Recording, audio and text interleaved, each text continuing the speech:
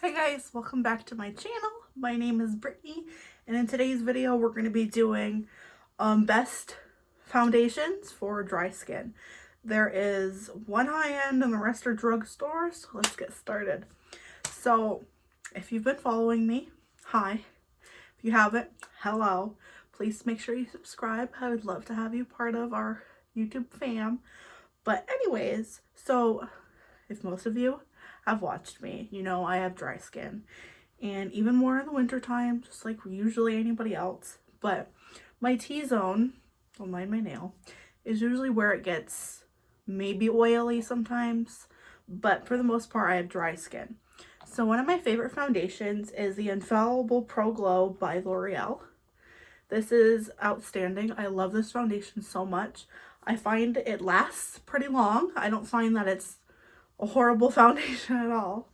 I love this. This is one of my go-to foundations, and it matches very, very well. It's very affordable. I believe it's like $12 at Ulta. I actually just repurchased this because I don't want to run out. So this is one of my favorites. Another favorite that I actually don't mind, I've only used this a few times, is Covergirl Clean Sensitive Liquid Foundation. This is what that looks like. I've only used this a couple times and I haven't recently. I just know it's very, like, a very light coverage, as well as the Pro Glow is as well, but this has a little bit more coverage than the Covergirl. My third favorite, now these are in no order whatsoever, just gonna make that clear and fix my nose ring, this is new on the market. It just recently came out. Is a Covergirl Clean Fresh Skin Milk. I love this foundation a lot. I don't give a shit about the smell really. I don't really care for it. I mean, I'm not a big coconut fan, but it doesn't really bother me because it goes away after you blend it in, or after a few minutes or so. So I really like this. It is a very light coverage, so I mean, just keep that in mind. It's not full coverage, and most of these foundations aren't full coverage. They're either light coverage or medium to buildable, but just want to put that out there. So another one of my favorites that I have tried is the Dream Radiant Liquid Foundation from Maybelline. I really like this as well. I find it does its job, again, like the other foundations I have here. It is hydrating. Obviously, before you put on your foundation, make sure you moisturize and prime and all of that, but I really like this as well. It's got hyaluronic acid in it, and like I said, this is a little bit more of a lighter coverage, medium to buildable, I would say. Oh, fuzzy. This is medium coverage. I would say it's light to medium.